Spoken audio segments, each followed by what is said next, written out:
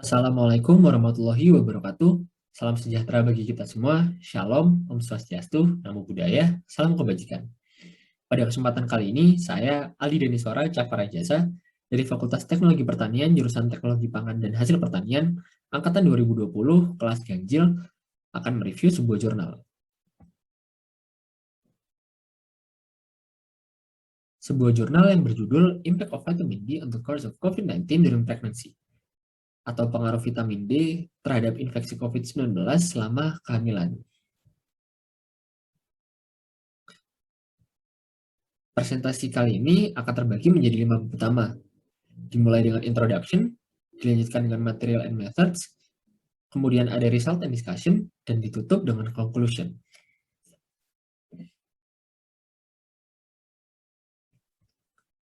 Pada bab introduction, COVID-19 itu sendiri merupakan sebuah virus yang berasal dari Wuhan, Hubei, dan China pada Desember 2019 dan ditetapkan sebagai pandemi oleh WHO pada 11 Januari 2020.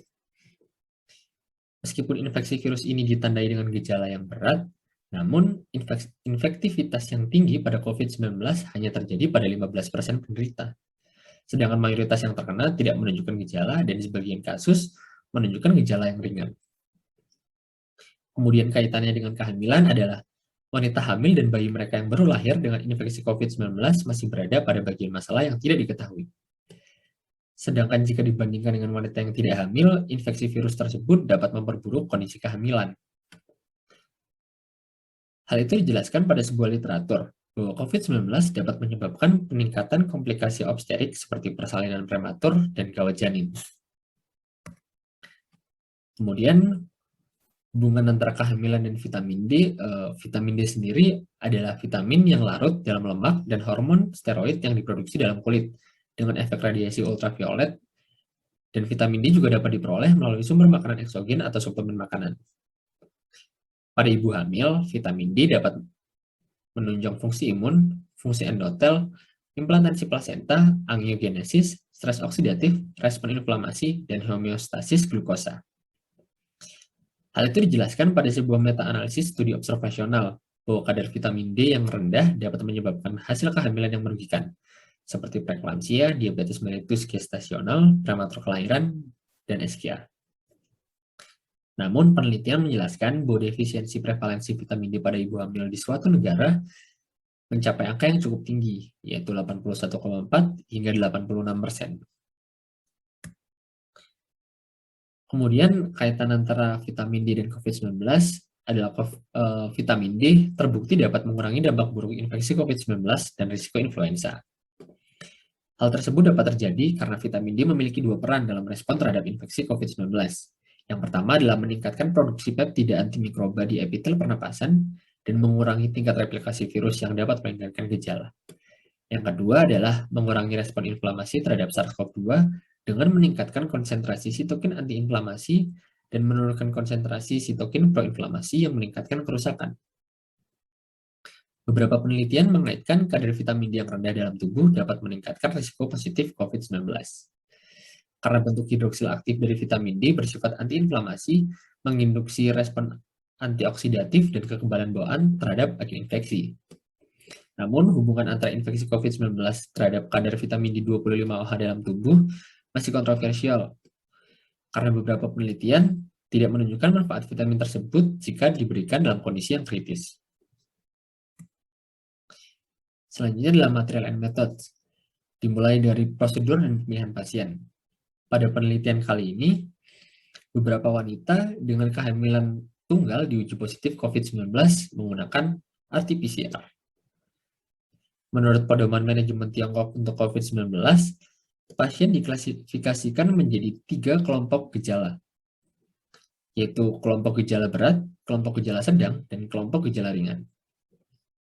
Kemudian mereka yang memiliki penyakit sistemik ibu seperti diabetes, penyakit kardiovaskular, penyakit hipertensi kehamilan, asma, gangguan tromboemboli, radang usus, penyakit jaringan ikat autoimun, dan penyakit menular lainnya, dan kehamilan multifetal tidak diikutsertakan dalam penelitian kali ini.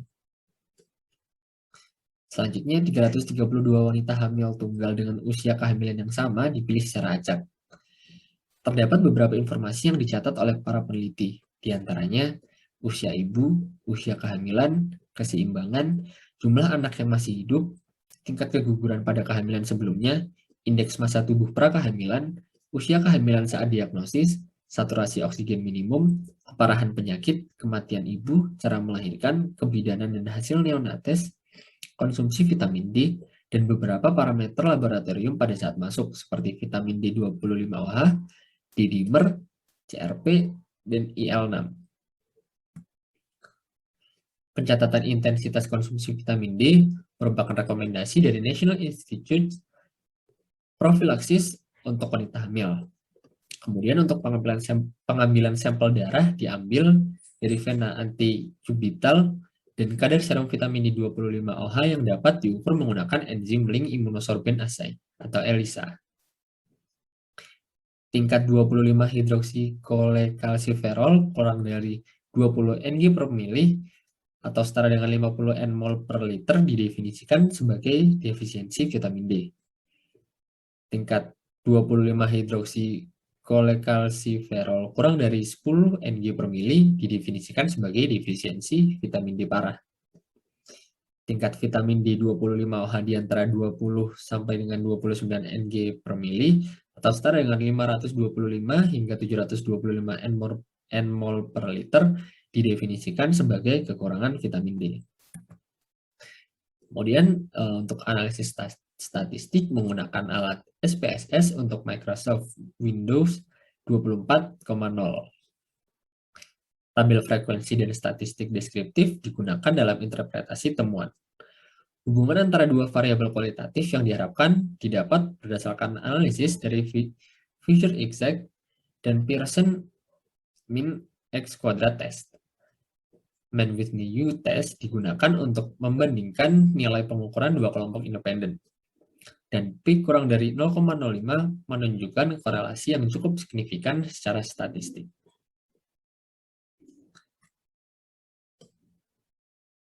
Selanjutnya adalah result pasien COVID-19 dan kelompok kehamilan normal tidak berbeda dalam beberapa hal, seperti yang terlihat pada tabel 1. Contohnya adalah gravidity, parity, abortion, living child, dan gestational weight, dan Apgar first mean. Sebanyak 11 bayi yang baru lahir dirawat di NICU pada kelompok COVID-19. Dan indikasinya adalah berat badan lahir rendah sebanyak 8 kasus, dan takinia transien bayi baru lahir sebanyak 3 kasus. Dari 11 bayi tersebut, ibu dari 7 bayi baru lahir dalam keadaan ringan, 3 dalam keadaan sedang, dan 1 dalam kategori keadaan yang berat. 1 janin pada ibu dalam kategori COVID-19 ringan dan positif COVID-19 pada hari keempat meninggal dalam kandungan pada usia kehamilan 25 minggu. Namun, hasil PCR dari bayi adalah negatif untuk SARS-CoV-2.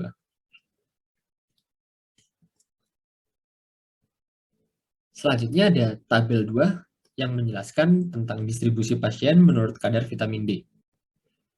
Terdapat perbedaan signifikan dalam kadar vitamin D25OH antara COVID-19 dan kelompok kontrol. Mayoritas pasien pada kelompok kontrol mengalami kekurangan dan defisiensi vitamin D. Hal tersebut menyebabkan keparahan gejala pada pasien COVID-19. Bisa dilihat dari banyaknya jumlah pasien kelompok kontrol yang lebih banyak dibandingkan kelompok COVID-19 di dalam defisiensi vitamin D. Kemudian ada tabel 3 yang menjelaskan tentang fitur demografis dan klinis dari kasus COVID-19 yang parah. Sebanyak 5 ibu hamil meninggal dengan gejala COVID-19 yang berat. 1 di antaranya memiliki usia kehamilan selama 12 minggu. 4 lainnya berada di pertengahan akhir trimester ketiga kehamilan.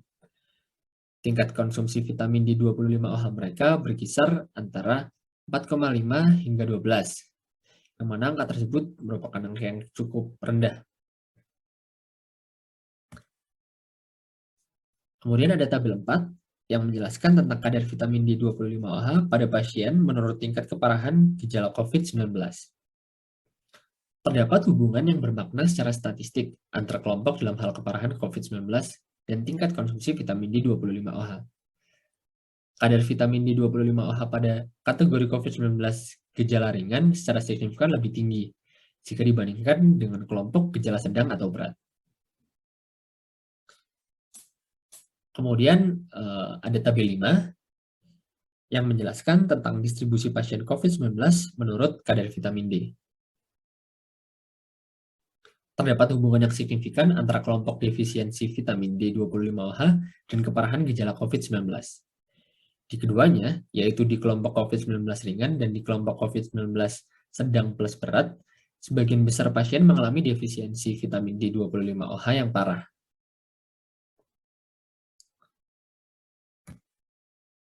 Selanjutnya ada tabel 6 yang menjelaskan mengenai hubungan antara suplementasi vitamin D dan keparahan gejala COVID-19. Tidak ada hubungan yang signifikan secara statistik antara kadar konsumsi vitamin D dengan keparahan gejala COVID-19. Namun penelitian menjelaskan bahwa semua orang yang mengalami gejala COVID-19 dengan kelompok berat adalah mereka yang tidak mengonsumsi vitamin D. Pada mereka yang mengonsumsi vitamin D, kemungkinan untuk mendapatkan gejala ringan adalah sebesar 77,8% dan mendapatkan gejala sedang dan parah adalah 22,2%. Seperti yang terlihat pada tabel 6.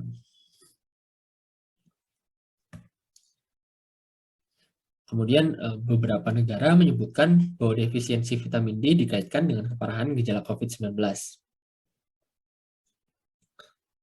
Hal tersebut dapat terjadi karena konsumsi vitamin D dapat mengurangi risiko infeksi virus dan sebagian besar kelompok COVID-19 yang parah seringkali mengalami defisiensi vitamin D. SARS-CoV-2 menyebabkan peningkatan produksi sitokin proinflamasi yang berlebihan, seperti interleukin 1 beta, tumor nekrosis faktor alfa, interleukin 8, interleukin 12, dan terutama interleukin 6. Hiperaktivasi sel imun menghasilkan hipersitokinema dengan respon imun bawaan yang berlebihan dan infiltrasi sitokin inflamasi dalam sel paru-paru. Kerusakan jaringan yang luas dengan koagulasi disfungsional dan reaksi imun yang tidak terbatas pada host lead dengan situasi yang dinamakan barisitokin merupakan salah satu penyebab keparahan gejala COVID-19.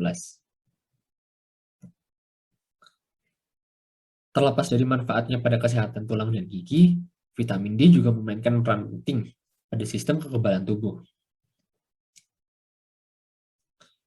Karena T-regulatory lymphocytes atau TREX memberikan pertahanan dasar melawan infeksi virus dan mencegah peradangan yang tidak terkontrol. Namun hal tersebut dilaporkan rendah pada pasien COVID-19 dan lebih rendah lagi pada pasien dalam kelompok gejala berat. Lebih dari itu, konsumsi vitamin D dapat secara efektif meningkatkan level TREX dan mengurangi keparahan COVID-19. Vitamin D dapat menghambat proliferasi dan membantu aktivasi sel TREX dan bekerja pada sebagian besar sel sistem kekebalan tubuh seperti makrofag, neutrofil, dan sel dendritrik. Vitamin D memiliki peran untuk menurunkan regulasi produksi sitokin proinflamasi seperti tumor nekrosis faktor alfa dan interleukin 6. Kemudian dapat meningkatkan sitokin antiinflamasi. Beberapa penelitian menjelaskan bahwa terdapat hubungan yang signifikan antara kekurangan vitamin D dan keparahan gejala COVID-19. Sementara beberapa yang lain menjelaskan sebaliknya. Tapi dalam penelitian ini lebih dijelaskan kaitannya antara konsumsi vitamin D dan COVID-19 pada ibu hamil. Kekurangan vitamin D pada ibu hamil dengan COVID-19 ataupun yang sehat merupakan hal yang umum ditemukan. Oleh karenanya, rekomendasi untuk mengkonsumsi vitamin D adalah sebanyak 40 sampai dengan 60 Ng per mili untuk mencegah infeksi COVID-19.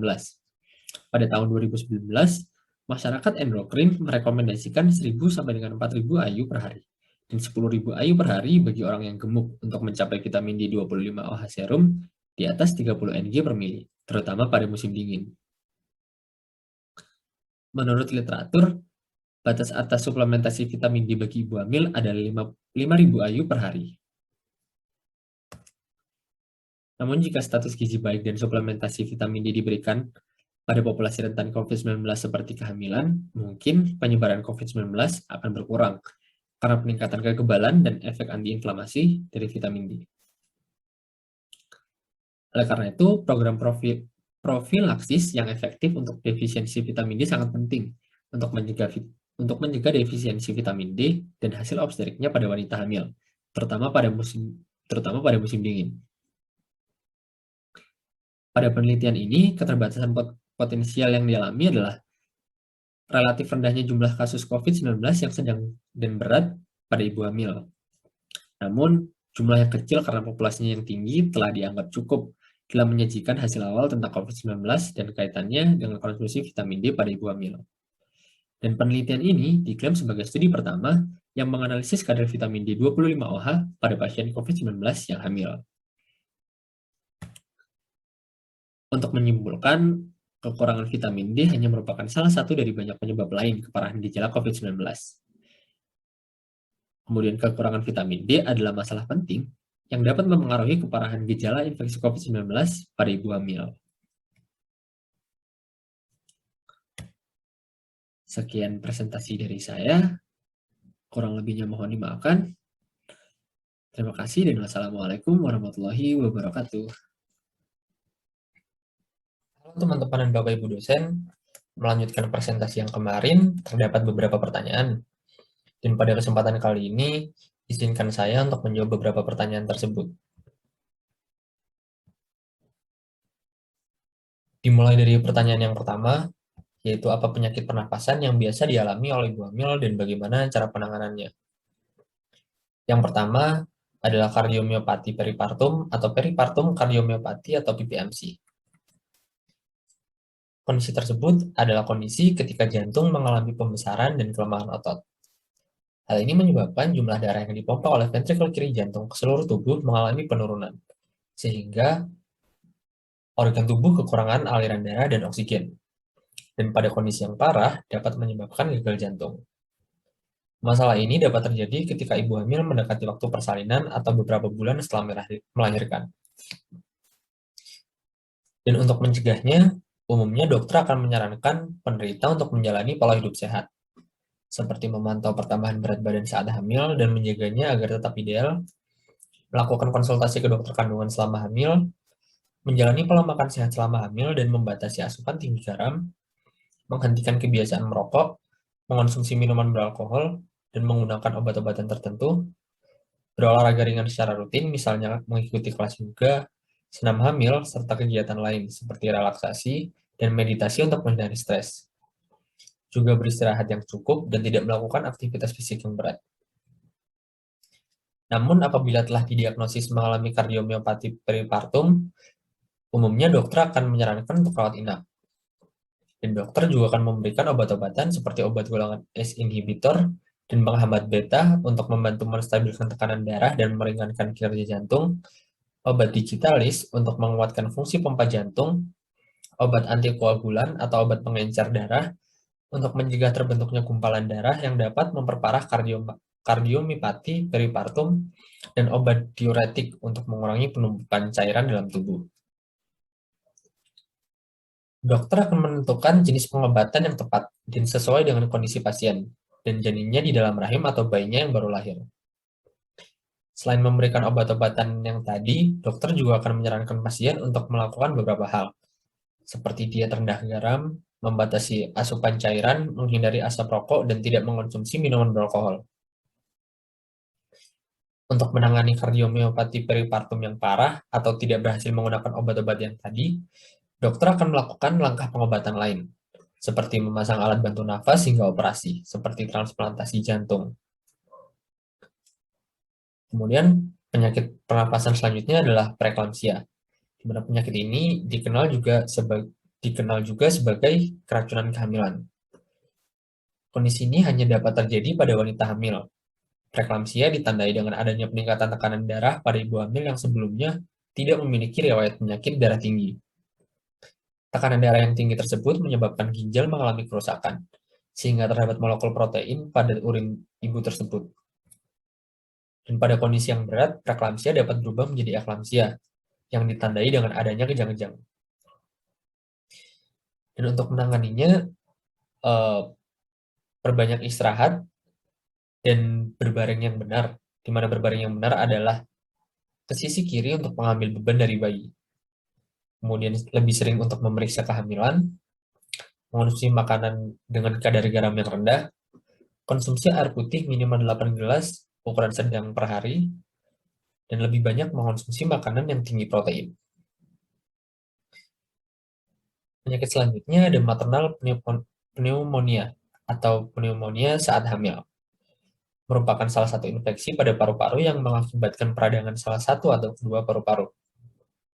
Kemudian salah satu keluhan yang dialami oleh ibu hamil yang menderita pneumonia adalah sesak nafas.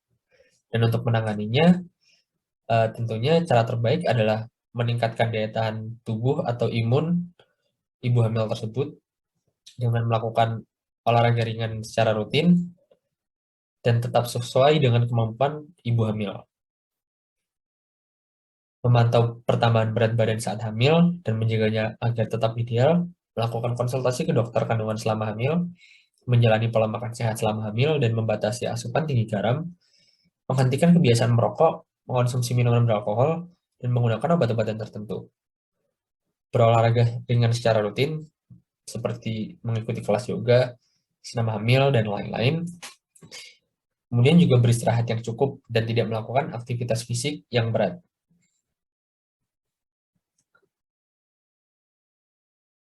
Kemudian pertanyaan selanjutnya adalah obat-obatan apa yang jika dikonsumsi akan bereaksi dengan vitamin D. Yang pertama, vitamin D akan bereaksi jika dikonsumsi bersamaan dengan jenis vitamin D yang lain, seperti kalsifediol, kalsitriol, atau dihidrotagisterol, yang akan meningkatkan kadar vitamin D dalam darah. Selain itu juga ada erdafitinib yang akan menurunkan kadar fosfat dalam darah. Kemudian juga ada diuretik thiazide, kalsium, atau fosfat, yang akan meningkatkan risiko terjadi hiperkalsemia. Ada obat kortikosteroid, rifampicin, atau isoniazid yang akan menurunkan efektivitas vitamin D. Juga ada orlistat, kolesterol, atau ketoconazole yang akan menurunkan penyerapan vitamin D jika dikonsumsi bersamaan dengan vitamin D. Pertanyaan selanjutnya adalah mengapa vitamin D diukur dalam tingkat 25 hidroksikolkalsiferol. Jadi 25 hidroksikolkalsiferol juga biasa dikenal dengan kalsifediol atau 25 hidroksivitamin D3. Merupakan bentuk vitamin D yang diproduksi oleh hidroksilasi vitamin D oleh enzim vitamin D 25 hidroksilase di hati. Dan terkait dengan pertanyaannya mengapa vitamin D diukur dalam tingkat 25 hidroksikolkalsiferol adalah karena pengukuran ini mengukur kadar vitamin D dalam darah. Selain itu juga karena 25 hidroksikolkalsiferol adalah bentuk aktif utama vitamin D yang disimpan dalam tubuh. Lanjut ke pertanyaan selanjutnya adalah, jika dikaitkan dengan makanan, apakah konsumsi makanan tinggi vitamin D bisa mengurangi risiko COVID-19? Jika iya, apa yang mungkin Anda anjurkan untuk dikonsumsi supaya bisa meningkatkan kadar vitamin D dalam tubuh? Tentu iya, mengonsumsi makanan yang tinggi kadar vitamin D akan mengurangi risiko COVID-19. Dan makanan yang saya sarankan adalah tentunya makanan yang tinggi kandungan vitamin D, seperti ikan salmon, pisang, brokoli, keju, tahu, tempe, kuning telur, jamur, salmon, ikan tuna dalam kemasan, ikan herring dan sarden, hati sapi, minyak hati ikan makarel, kiwi, bayam, dan suplemen vitamin D. Ya, itu saja pertanyaan yang saya dapatkan. Terima kasih bagi teman-teman yang sudah bertanya. Kurang lebihnya mohon dimaafkan dan sampai jumpa pada lain kesempatan.